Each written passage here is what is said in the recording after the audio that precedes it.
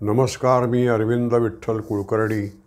अधोरेखितचा आजचा विषय आहे रास व संघ आणि काँग्रेसची 2 रूपे.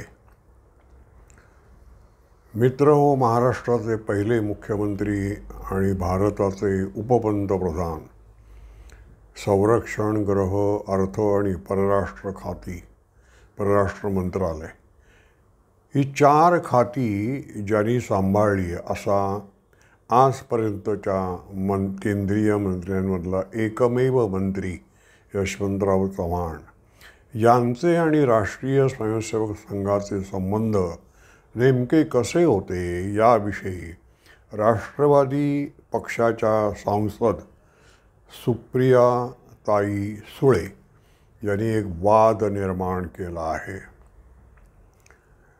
महाराष्ट्राचे उपमुख्यमंत्री अजित पवार यांनी आपल्या प्रचार साहित्यावर आणि फलकावर शरद पवारांचं छायाचित्र असायचं ते काढून तिथे यशवंतराव चव्हाणांचं छायाचित्र टाकलं आहे आणि यशवंतरावांच्या विचाराला धरून आम्ही वाटचाल करणार आहोत असं वचन महाराष्ट्रातल्या जनतेला दिलं आहे. त्याला उद्देशून सुप्रियाताई सुळे यांनी प्रसार माध्यमावर यशवंतराव चव्हाणांचं जे आत्मचरित्र कृष्णाकाठ त्याचा आधार घेऊन यशवंतरावांचे आणि संघाचे संबंध कसे होते याची जाणीव अजित पवारांना करून देण्याचा प्रयत्न केला आहे. यशवंतराव चव्हाण कृष्णाकाठमध्ये असं म्हणाल्याचं सुप्रियाताईंनी सांगितलं आहे की संघ ही एक विशिष्ट विचाराच्या, विशिष्ट वर्गाच्या लोकांची फॅसिस्ट संघटना आहे आणि मला या संघटनेशी काही देणं घेणं नाही. मी माझ्या कार्यकर्त्यांना या संघटनेपासून दूर ठेवत आलो आहे आणि मी स्वतः तर प्रश्नच नाही या संघटनेपासून लांब राहिलो आहे. आता यशवंतराव चव्हाण रासव संघापासून लांब राहिले आहेत हे खरं आहे का? हे विधान सुप्रियाताईंचं कितपत खरं आहे ते आपण पाहू. यशवंतराव चव्हाणांना संरक्षण मंत्री म्हणून चीनच्या पराभवानंतर नेहरूंनी दिल्लीला बोलावून घेतलं आणि त्यांना विमानतळावर उतरल्यानंतर जो पहिला अनुभव आला तो धक्कादायक होता. नेहरूंनी त्यांची संरक्षण मंत्री म्हणून नेमणूक केली, पण त्यांनी त्या पदाचा अधिभार आपल्याकडे घेण्याआधीच संरक्षण मंत्रालयातल्या महत्त्वाच्या नेमणुका यशवंतरावांना न विचारता नेहरूंनी परस्पर करून घेतल्या होत्या. संघ ही एक फॅसिस्ट संघटना आहे असं सुप्रियाताई म्हणत आहेत.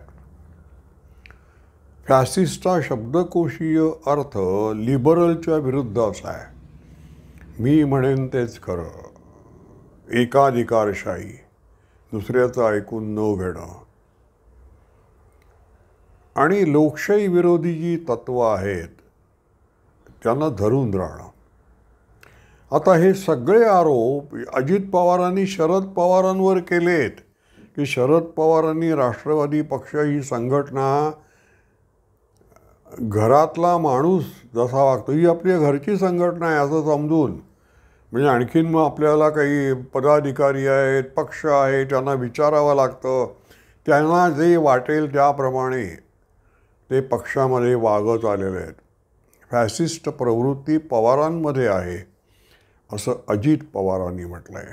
तर सांगायचा मुद्दा असा की यशवंतरावांना दिल्ली विमानतळावर पाऊल ठेवल्याबरोबर आपल्याला सौहार्दपूर्ण वातावरण दिल्लीत मिळेल की नाही आपल्या श्रेष्ठींकडून आणि सहकाऱ्यांकडून याविषयी प्रचंड अविश्वास निर्माण झाला आणि पुढच्या 4-8 दिवसामध्ये त्यांच्या असं लक्षात आलं की आपल्याला बढती मिळाली, पण आपल्याला सहकार्य मिळेल की नाही आपल्याविषयी अविश्वास आहे.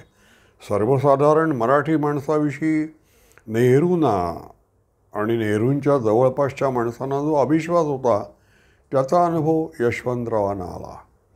आणि कुणावर विश्वास ठेवायचा हे यशवंतरावांना कळेना. तेव्हा त्यांनी बापूराव लेले, नारायण बाळकृष्ण लेले या दिल्लीतल्या एका ज्येष्ठ पत्रकाराला बोलावून घेतलं आणि सांगितलं की तुम्ही मला ओळखता, मी तुम्हाला ओळखतो. यापुढे प्रत्येक दिवशी सकाळी तुम्ही न्याहारीला माझ्याकडे यायचं आणि मग मी दिवसा कोणाकोणाला भेटणार आहे ते तुम्हाला सांगेन आणि ती माणसं कशी आहेत याची तुम्ही मला माहिती द्यायची. त्याप्रमाणे मी कोणाशी काय बोलावं ते ठरवीन. आता हे अत्यंत खाजगी, अत्यंत गुप्त स्वरूपाचं, अत्यंत नाजूक काम होतं. ते यशवंतरावांनी ज्या बापूराव लेल्यांना सांगितलं, ते लेले संघाचे प्रचारक होते. ते संघाच्याच हिंदुस्थान समाचार या संस्थेमध्ये काम करत होते आणि बापूरावांनी यशवंतरावांचा पूर्ण विश्वास मिळवला. यशवंतरावांच्या शेवटपर्यंत ते त्यांचे अत्यंत विश्वासू मित्र होते. यशवंतरावांनी जेव्हा आवरावर केली दिल्लीतली महाराष्ट्रात येण्यापूर्वी, त्यावेळेला आपलं जे ग्रंथालय होतं त्या ग्रंथालयाचा काही भाग त्यांनी बापूरावांना दिला भेट म्हणून. यशवंतराव दिल्लीत वावरताना त्यांच्या असं लक्षात आलं की दिल्लीमध्ये महाराष्ट्राचं असं सांस्कृतिक वातावरण नाही आहे. महाराष्ट्राचा एक भावविश्व असतं. महाराष्ट्राची सांस्कृतिक, साहित्यिक, संत परंपरा केवढी मोठी आहे, सैनिकी परंपरा केवढी मोठी आहे, इतिहासामध्ये महाराष्ट्राचं अद्वितीय स्थान आहे. पण दिल्लीत त्याला कोणी विचारत नाही. तर दिल्लीकरांना महाराष्ट्र म्हणजे काय हे कळावं म्हणून काहीतरी करायला पाहिजे होतं. आणि म्हणून मग यशवंतरावांच्या डोक्यात महाराष्ट्र परिचय केंद्र काढावं असं आलं. दिल्लीमध्ये महाराष्ट्र परिचय केंद्र. या महाराष्ट्र परिचय केंद्राचे पहिले जे प्रमुख यशवंतरावांनी नेमले ते होते भा.कृ. केळकर. भा.कृ. केळकर हे केंद्र सरकारच्या माहिती आणि प्रसारण मंत्रालयामध्ये मोठे अधिकारी होते. त्यांच्याकडे या महाराष्ट्र परिचय केंद्राची सर्व दायित्व त्यांनी यशवंतरावांनी सोपवलं. आणि पहिल्या 2-3 वर्षामध्ये भा.कृ. केळकरांनी हरिनारायण आपटे, काकासाहेब खाडीलकर, राम गणेश गडकरी, बालगंधर्व असे कितीतरी जे मोठमोठी मराठी माणसं होऊन गेली होती, त्यांच्या साहित्याचे, त्यांच्या कर्तृत्वाचे महोत्सव घडवून आणले. आणि महाराष्ट्र म्हणून काहीतरी फार मोठी परंपरा असलेला आपला एक भारताचा घटक आहे याची जाणीव त्यांनी दिल्लीकरांना करून दिली. मराठी माणसाकडे दिल्लीकर थोडेसे आदरानं बघू लागले. हे जे भा.कृ. केळकर होते हे संघाचे स्वयंसेवक होते. आणि नुसते संघाचे स्वयंसेवक होते असं नाही, तर ते सावरकरवादी होते. त्यांनी सावरकरांवर पुस्तकंसुद्धा लिहिलेली आहेत. त्यांच्यावर पूर्ण विश्वास टाकावा, त्यांच्याकडे दिल्लीकरांना मराठी माणसाची ओळख करून देण्याचं काम सोपवावं असं यशवंतरावांना वाटलं. इथे भा.कृ. केळकर संघ काहीतरी घुसवतील आपल्या कामात आणि संघ महाराष्ट्र राहील बाजूला, संघाचीच ओळख करू अशी शंका यशवंतरावांच्या मनात आली नाही. त्यांचा पूर्ण विश्वास संघावर होता. पुढे गंमत काय झाली पहा. आणीबाणीमध्ये संघानं आणीबाणीच्या विरुद्ध सत्याग्रह सुरू केला. यशवंतराव गृहमंत्री होते आणि ते साशंक होते की खरोखर इंदिरा गांधींचं सामर्थ्य जनसामान्यांमध्ये किती आहे, जयप्रकाश नारायण यांचं सामर्थ्य किती आहे आणि संघ जो सत्याग्रह करतोय त्याचं बल, त्याचं लोकांमधली विश्वासार्हता किती आहे. त्यावेळेला ती विश्वासार्हता तपासून बघण्यासाठी यशवंतरावांनी संघाला असं सुचवलं की तुम्ही जे सत्याग्रह करता आहात ते त्याचं वृत्तांत मला नियमितपणे मिळत राहतील का, म्हणजे त्यावरून मला माझ्या गृहमंत्री म्हणून जी धोरणं मला आखायची त्याचा मला उपयोग होऊ शकेल. यशवंतरावांनी संघावर पूर्ण विश्वास टाकला. आता संघ हा यशवंतरावांना ही माहिती कशी पुरवणार होता? यशवंतरावांनी गोविंदराव तळवलकरांचं नाव सुचवलं की तुम्ही तळवलकरांकडे माहिती द्या, ती मला मिळेल. मग आता तळवलकरांकडे माहिती कशी द्यायची? तर संघाचे अखिल भारतीय नेते ज्यांना सत्याग्रहाची परिपूर्ण कल्पना आहे ते जेव्हा जेव्हा मुंबईत येत तेव्हा त्यांची आणि तळवलकरांची गाठ भेट घालून देण्याचं दायित्व आणीबाणीत माझ्यावर होतं. मला संघानं सांगितलं होतं तुम्ही अटक करून घ्यायची नाही, तुम्हाला अशी वेगवेगळी कामं करावी लागणार आहेत. त्यावेळेला कुठल्या तरी लोकांना माहीत नसलेल्या अशा ठिकाणी तो नेता आधी जाऊन थांबलेला असे संघाचा आणि मग संकेतानुसार कुठल्या तरी बसस्टॉपवर गोविंदराव उभे असायचे आणि मग तिथून मी जाताना काही अंतर ठेवून ते माझ्या मागून यायचे. ही इतकी गुप्तता होती की मी आयुष्यात शेवटपर्यंत तुमची आणि त्या संघाच्या नेत्यांची काय चर्चा झाली असं तळवलकरांना विचारलं नाही आणि त्यांनी मला सांगितलं नाही.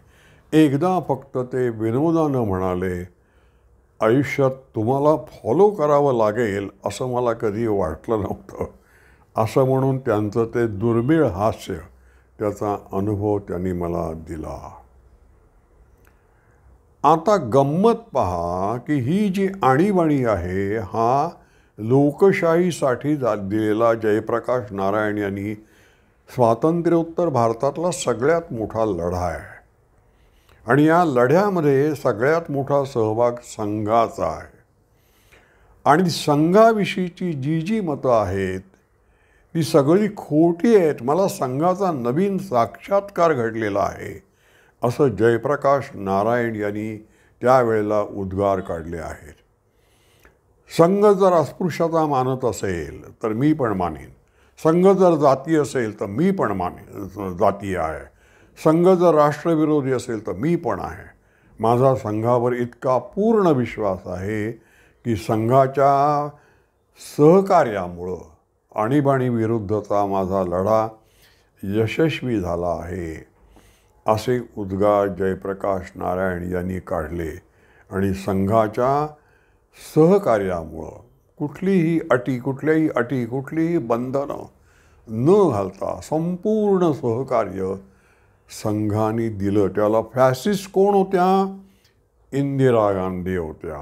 आणि या भारताला फॅसिस्ट बनवण्याच्या विरुद्ध जो लढा चालला होता त्या लढ्यात प्रमुख सहभाग संघाचा होता आणि याचा अनुभव यशवंतरावांनी घेतला आहे.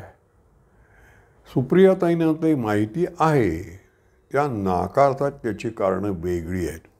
आता जयप्रकाश यांनी जे वातावरण त्यावेळेला निर्माण केलं त्याचा लाभ घेऊन शरद पवार यांनी काँग्रेसची साथ सोडली आणि ते मुख्यमंत्री झाले काँग्रेसचा विश्वासघात करून.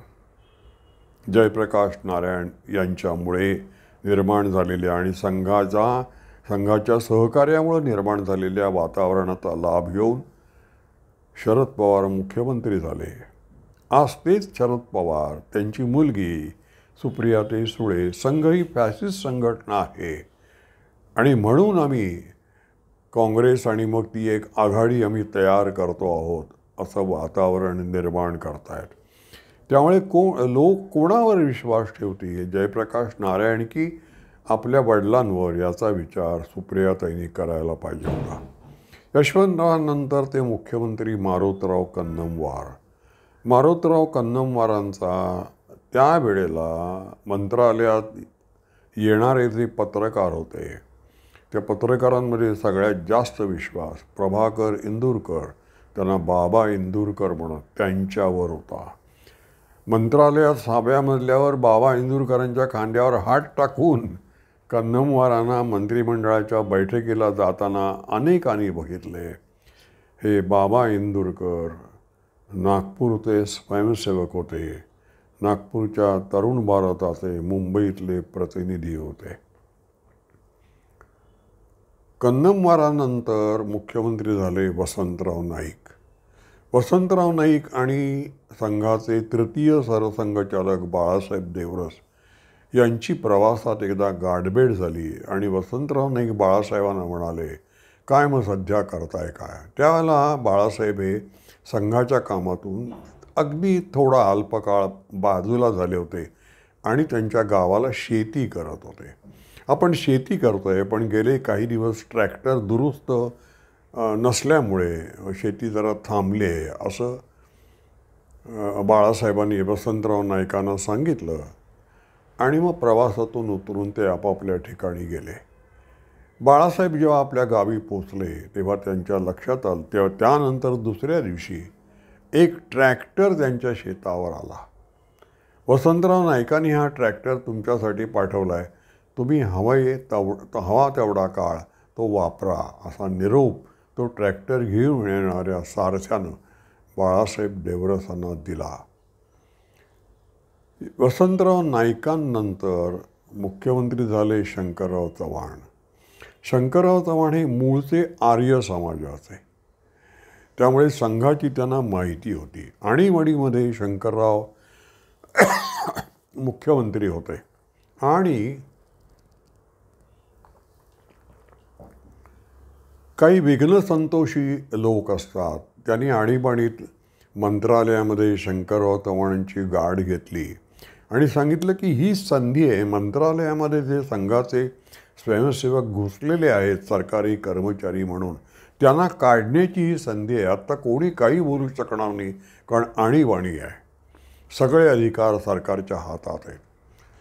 शंकरराव चव्हाण म्हणाले, अहो संघाचे स्वयंसेवक म्हणून जर मंत्रालयातून सरकारी कर्मचाऱ्यांना मी काढायचं ठरवलं तर निम्म्याहून अधिक मंत्रालय मला खाली करावं लागेल, ओस पडेल मंत्रालय. हे संघाचे स्वयंसेवक आहेत म्हणून हे चाललंय सगळं असं शंकरराव चव्हाणांनी सांगितलं आणि त्या विघ्नसंतोषी लोकांना परत पाठवलं. शंकरराव चव्हाणानंतर मुख्यमंत्री वसंतदादा पाटील, त्यांनी आपण संघाचे स्वयंसेवक होतो हे मान्य केलेलं आहे आणि सांगली जिल्ह्यामध्ये रस्त्यावरून चालणाऱ्या लोकांमध्ये चालण्याच्या पद्धतीवरून संघाचा प्रचारक कोण आहे हे ते ओळखत आणि त्याला आपल्या गाडीत बोलावून जागा त्याला बसायला लावत आणि त्याच्याशी गप्पा मारून त्याला इच्छित स्थळी पोचवत असत. वसंतदादा पाटील मला एकदा असं म्हणाले होते, अरविंदराव तुम्ही माझं एक पत्रक असं काढून दाखवा की ज्यात मी संघावर टीका केली आहे. मी जनसंघावर एक वेळ टीका करेन पण मी संघावर कधी टीका करणार नाही, कारण मला काशीनाथ पंत लिमयांनी घडवलं आहे. काशीनाथ पंत लिमये हे महाराष्ट्राच्या संघाचे पहिले प्रांत संघचालक. वसंतदादा पाटलांनंतर मुख्यमंत्री आपण घेऊ शरद पवार. मी शरद पवारांची एकदा प्रदीर्घ मुलाखत घेतली होती आणि मी त्यांना असा प्रश्न विचारला की प्रत्येक निवडणुकीत तुम्ही हिंदुत्व, हिंदू राष्ट्रवाद याच्यावर टीका करता, तुमचा हिंदी राष्ट्रवाद आहे ना, तुम्ही लोकांना समजून का नाही सांगत? तुम्ही असं करा. आम्ही त्यांना एक योजना दिली, आमची फार गमतीशीर चर्चा, मनमोकळी चर्चा चालली होती. मी त्यांना म्हटलं तुम्ही प्रत्येक जिल्ह्यातून 2 तुमच्या पक्षाचे कार्यकर्ते असे बाजूला काढा की जे राष्ट्रवादाचा अभ्यास करतील आणि गावोगाव फिरून राष्ट्रवादाची महती, हिंदी राष्ट्रवादाची महती लोकांना पटवून देतील. आणि मग मी त्यांना बर्नाड शहाचं उदाहरण दिलं होतं की बर्नाड शहा हा कसा गावोगावी जाऊन समाजवादाचा प्रचार करत असे. तेव्हा शरद पवार मला असं म्हणाले होते, अहो हे जे प्रबोधनाचं काम आहे ना ते आमचं काम नाही आहे, हे काम संघाचेच लोक करू शकतात. आता ही जी आमची चर्चा झाली, म्हणजे संघ ही फॅसिस्ट संघटना नाही आहे, संघ हे प्रबोधनाचं काम गावोगावी प्रचारक पाठवून करतो, हे पवारांनी अप्रत्यक्षपणे मान्य केलेलं आहे. आणि आमची ही जी मुलाखत झाली त्यावेळेला सुप्रियाताई सुळे तिथे उपस्थित होत्या. आणखीन एक ग्रहस्थ तिथे उपस्थित होते, ते म्हणजे शरद पवारांचे मोठे बंधू अप्पासाहेब पवार. शरद पवारांनंतर आपण अंतुले घेऊ. अब्दुल रहमान अंतुले मुख्यमंत्री असताना त्यांनी ज्या मुलाखती दिल्यात, अत्यंत महत्त्वाच्या मुलाखती, इंदिरा गांधींच्या विरुद्ध आणि काँग्रेसच्या राजकारणावर त्यांच्या ज्या गाजलेल्या मुलाखती आहेत त्या त्यांनी मला दिलेल्या आहेत. मी त्यावेळेला मिड डेमध्ये होतो. तेव्हा काही कम्युनिस्ट पत्रकारांनी अंतुल्यांना भेटून असं सांगितलं की अहो, अरविंद हा संघाचा माणूस आहे, तुम्ही त्याला का मुलाखती देता? तेव्हा अंतुले त्यांना म्हणाले, अहो तो संघाचा आहे मला माहिती आहे, म्हणूनच मी त्याला मुलाखती देतोय, कारण तो विकला जाणार नाही हे मला माहिती आहे, तो माझा विश्वासघात करणार नाही हे मला माहिती आहे. अंतुल्यांनंतर बाबासाहेब भोसले हे महाराष्ट्राचे मुख्यमंत्री झाले. बाबासाहेब भोसल्यांनी तुम्हाला सांगितलं तर आश्चर्य वाटेल, ते जेव्हा आमदार सुद्धा नव्हते, कोणी नव्हते, ते काँग्रेसचे सभासद होते पण काँग्रेसमध्ये कोणी नव्हते, त्यावेळेला संघाच्या शाखेवर खेळताना त्यांनी मला बघितलेलं आहे. त्यामुळे मी संघाचा स्वयंसेवक किती घट्ट आहे याची त्यांना पूर्ण कल्पना होती. आणि बाबासाहेब भोसले मुख्यमंत्री असताना त्यांचा सगळ्यात जवळचा विश्वासाचा वार्ताहर मी होतो. हे ज्यांनी अनुभवलं आहे असे काही वार्ताहर आणि सरकारी अधिकारी अजूनही जिवंत आहेत किंवा असावेत. आणि हे मला इंदिरा गांधींचे विश्वासू सहाय्यक माखनलाल फोतेदार यांनी स्वतःहून सांगितलं आहे की आम्ही तुम्हाला व्यवस्थित ओळखतो, तुम्ही बाबासाहेबांच्या सगळ्यात जवळचे आहात. हे त्यांनी मला इंदिरा काँग्रेसचं इथे षण्मुखानंदमध्ये मोठं अधिवेशन भरलं होतं, त्यावेळेला माझी माखनलाल फोतेदारांची मुलाखत झाली, त्यावेळेला त्यांनी मला ही गोष्ट सांगितली होती. आता आपण इतर पक्षाचे लोक, एस.एम. जोशी यांनी आणीबाणीमध्ये मृणाल गोरे यांनी सत्याग्रह केला आणि त्यांना आर्थर रोड जेलमध्ये ठेवलं होतं. तर एस.एम. जोशी त्यांची चौकशी करायला गेले तेव्हा मृणालताईंनी नेहमीच्या पद्धतीप्रमाणे थोडंसं कुत्सितपणे, इथे संघाच्या सुद्धा महिला आलेल्या आहेत राष्ट्रसेविका समितीच्या, आणि काय हो या इथे संकष्टी एकादशी पण साजरी करतात, आणि काल त्यांनी जेलरला आम्हाला साबुदाण्याची खिचडी मिळेल का असं विचारलं. असं म्हणून त्या हसल्या आणि त्यांनी टीका केली. एस.एमनं ते आवडलं नाही. एस.एम. म्हणाले, मृणाल त्या संकष्टी करू देत, एकादशी करू देत, साबुदाण्याची खिचडी खाऊ देत. संख्येनं किती आल्या आहेत त्या?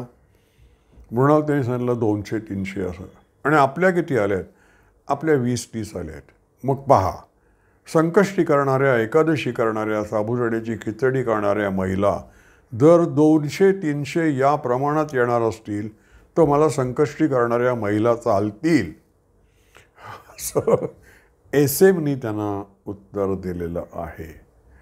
सांगायचं कारण असं की ज्या फॅसिस्ट प्रवृत्तीविरुद्ध संघाने आणीबाणीत लढा दिला ती संघटना फॅसिस्ट आहे असं यशवंतरावांनी कधीतरी आत्मचरित्रात लिहून ठेवलं आहे. पण त्यानंतर त्यांच्यात केवढं मोठं परिवर्तन झालं आहे याची दखल न घेता सुप्रियाताई सुळे, त्या विद्वान आहेत खरं म्हणजे, पण त्यांनी हे धाडस केलं आहे म्हणण्यात. मी तुम्हाला हेडगेवारांची गोष्ट सांगतो, कारण हेडगेवारांचा उल्लेख त्यांनी केला आहे. यशवंतरावांच्या आत्मचरित्रामध्ये हेडगेवार हे फॅसिस्ट संघटना बांधतायत असं त्यांनी म्हटलं आहे. सुधीर फडके संगीत दिग्दर्शक आणि गायक यांनी तृतीय वर्ष संघाचं केलं त्यावेळेला हेडगेवार जिवंत होते. हेडगेवारांनी त्यावेळेला सगळे संघाचे एकत्र जमायचे आणि सरसंघचालक अत्यंत मन मोकळं वातावरण तिथे असायचं. कुणाला काय सादर करता येते का कला त्यांनी करा बरं. मग कोणी काही गाणी म्हटली, कोणी अमुक म्हटलं. सुधीर फडके त्याला म्हणाले डॉक्टर हेडगेवारांना, अहो मला लावणी म्हणता येते. हेडगेवार म्हणाले लावणी म्हणता येते, मग त्यात वाईट काय आहे, म्हणून दाखव. आणि मग हेडगेवारांसमोर सुधीर फडक्यांनी लावणी म्हटली. मी सुधीर फडक्यांची मुलाखत घेतली होती, ती छापून आलेली आहे. त्यात हे आहे. हेडगेवार हे इतके लिबरल होते. हेडगेवारांनी कधी कोणावर कसलीही सक्ती केली नाही. आपल्या वैयक्तिक आचरणातून ते लोकांना अप्रत्यक्षपणे सांकेतिक स्वरूपात उपदेश करत असत आणि तो अधिक परिणामकारक असे.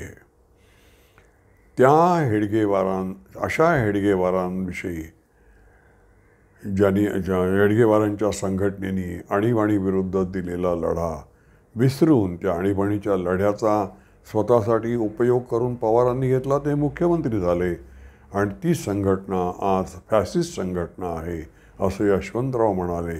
असे दाखले त्यांची मुलगी देते. यावरून काँग्रेस संघटनेची दाखवायचे दात वेगळे असतात आणि खरे दात वेगळे असतात. त्यांची दोन रूपं असतात हे लोकांच्या लक्षात येईल. मित्रांनो, आज नानाजी देशमुख यांची जयंती आहे. तर मी नानाजी देशमुखांच्या विषयात केलेली पत्रकारिता आठवते. त्याचा एक छोटासा किस्सा सांगतो. मोरारजी देसाईंचं केंद्रातलं मंत्रिमंडळ ज्या दिवशी प्रसिद्ध होणार होतं त्या दिवशी मी दैनिक सकाळमध्ये, मुंबई सकाळमध्ये रात्रपाळीला मुख्य उपसंपादक म्हणून काम करत होतो. मोरारजी देसाईंच्या मंत्रिमंडळाची सूची त्यांनी घोषित केली आणि ती सगळ्या दैनिकांमध्ये पहिल्या पानावर साहजिकच प्रसिद्ध झाली. इतर दैनिक आणि सकाळमध्ये फरक असा होता की इतर दैनिकांमध्ये नानाजी देशमुख मंत्रिमंडळातले एक मंत्री म्हणून त्यांचं नाव छापून आलं होतं. सकाळमध्ये नानाजी देशमुखांचं नाव नव्हतं. मला माधव गडकरी संपादक होते, त्यांनी विचारलं, काय हो सगळ्यांनी नानाजींचं नाव दिलं आहे, तुम्ही का नाही दिलं आहे? तो जवळजवळ मेमोच होता मला. मी त्यांना म्हटलं की अहो, मी नानाजी देशमुखांना अतिशय जवळून ओळखतो. ते केंद्रातलं मंत्रिपद स्वीकारणार नाहीत, एव्हाना त्यांचा खुलासा यायला हवा. पण मी त्यांना ओळखत असल्यामुळे आपण अधिक अचूक बातमी द्यावी म्हणून मी त्यांचं नाव घातलेलं नाही आहे. आणि सकाळी 3च्या सुमाराला नानाजी देशमुखांचा खुलासा, मी मंत्रिमंडळात सहभागी होणार नाही, असा आला होता, प्रसिद्ध झाला होता. आणि तो दुसऱ्या दिवशी सगळ्या वर्तमानपत्रामध्ये नानाजी देशमुख मंत्रिमंडळात जाणार नाहीत हे प्रसिद्ध झालेलं आहे. त्यामुळे माझे संबंध या लोकांशी किती जवळून होते, किती घनिष्ठ होते याचा एक मला आनंद झाला. आज त्यांची जयंती असल्यामुळे ती आठवण मला झाली आणि ती तुम्हाला सांगावी असं मला वाटलं. माझा हा व्हिडिओ आपल्याला आवडला असेल तर लाईक करा, शेअर करा आणि सबस्क्राईब करा. धन्यवाद.